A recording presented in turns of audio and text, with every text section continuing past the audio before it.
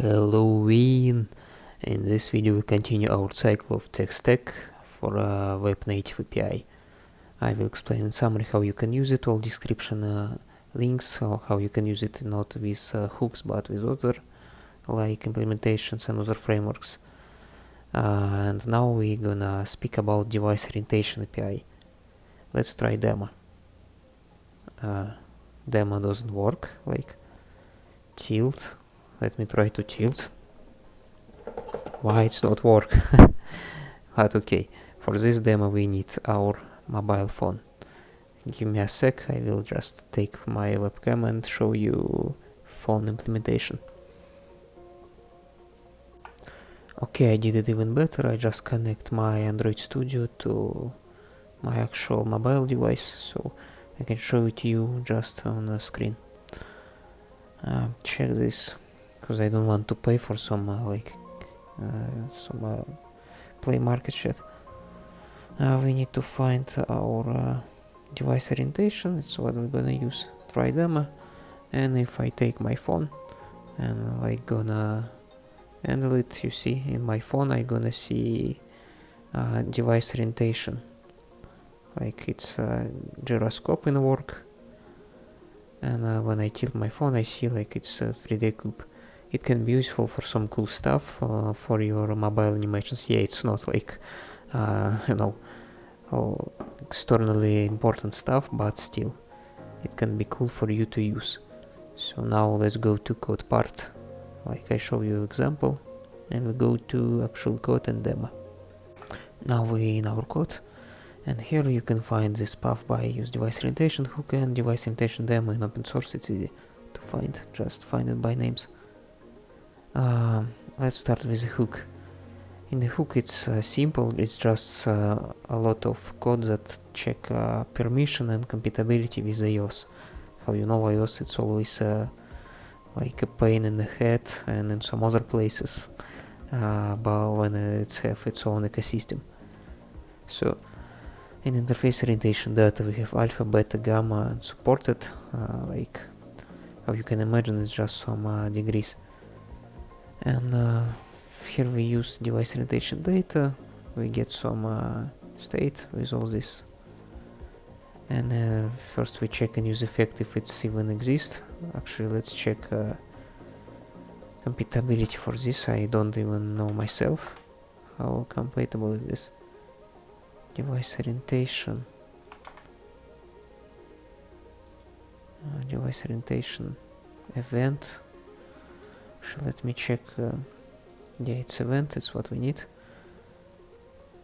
And browser compatibility, it's compatible everywhere instead of Safari. Classic. Like, yeah. But it's constructor, but actually we can check just object, and object, I guess, yeah. For object we have compatibility on Safari, but it's just some permissions issues. I will show you in code, because I remember that for Safari I have some permissions code there. In Chrome it's also some issues, but it's like from 2010, so it's a legacy. Now it's supported everywhere, we can use it in every browser. So let's check next. In handle orientation we set current data, like we just check our value when we tilt our phone, when we rotate it. And here we request permission. If requested, return request true, like, and pay attention on this. For iOS 13 requires explicit permission, yeah, Safari problems. For this we need like device orientation request permission. How you saw I don't need permission on my Android phone, like I just do it. And if you have Android, if you open, you don't gonna need some permission, but for iOS you need permission even for this. So if on iOS response granted, you're gonna get this event listener, and it's just some iOS handover, how you can like catch this, and permission granted, and otherwise it's denied on iOS, on your Android device, on your Apple devices, yeah. And Yeah, if it's function we check, and otherwise we just add event listeners for all other cases if it's not Apple iOS 13 plus. Android or all the browser, blah blah blah. It's like not only Android or the browser, it's just all all that not this iOS 13 plus.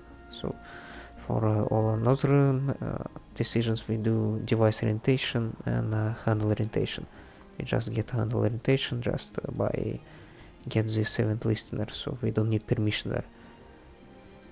And set data permission granted, yeah, it's granted, but it's anyway granted and it's supported.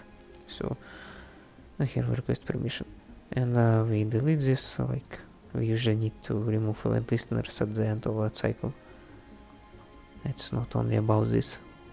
So you see, for most of the cases it's really easy like this. You just check device orientation event listener and handle it whatever you want.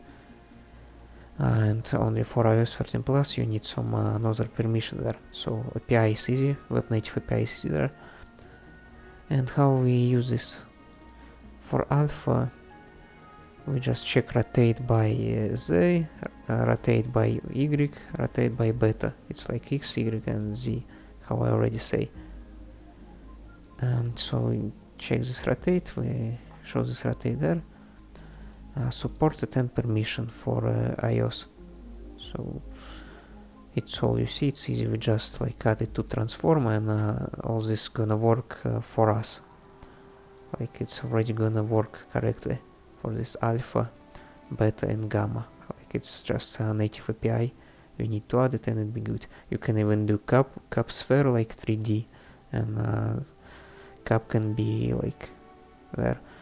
You can add it actually, pull request in my repo with this updated hook with some 3D, and I will add it. It will be cool feature. So it's a short video because it's a simple one and only for mobiles. Let's go to summary. Just some summary about any hook that I showed you before in the video.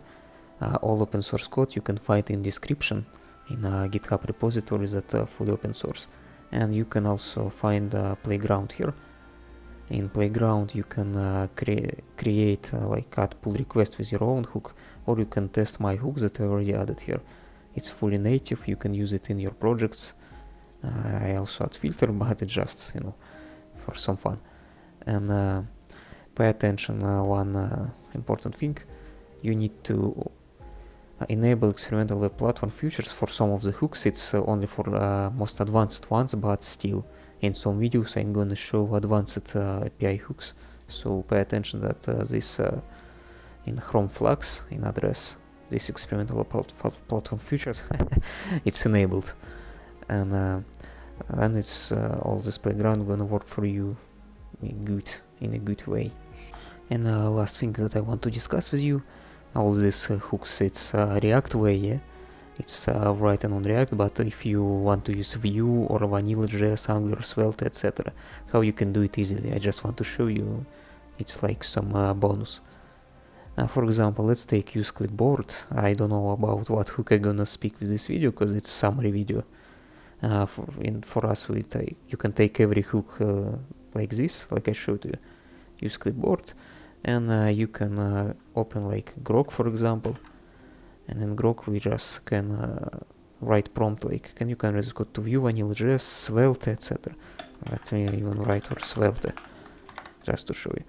And you can just copy these hooks. In my case it's like, I will copy it from GitHub, and clipboard demo I also gonna copy all this code for clipboard demo. And I also add this here in a Grok in my way, but you can use GPT, DeepSeek, whatever AI model you want. And here you can see that it just can easily convert this React way to another framework, even vanilla JavaScript. You see, because the most important one usually it's API itself. But if you don't want like to rewrite it yourself, you can just ask it like this. And you can see that in VanillaJS even it's created some use clipboard functions, like here. It's named it in React use hooks way, in React community way. But in Vue, how you know, in a Vue 3, use hooks with this convention. like from React. Here we can see for vanilla JavaScript it's created for a view in composition API. You can also ask in old version of API, not in composition one, but I recommend you use composition, of course, for now in view, because it's a modern one. And for example, in Svelte, even it's pay attention, it's not use clipboard, because in Svelte it's usually like functions, but still you see it's created some hook way function with subscribe set for writable. It's a Svelte store here, but in our case it's not matter, and still it's gonna have same logic that I show you in React. It's gonna just copy your clipboard in this way, and for all other hooks it's gonna work different, similar. Sorry, not different. Anyway, let's go. With all these knowledges, you're gonna be good in a native web API. Yes, Uncle Ivan.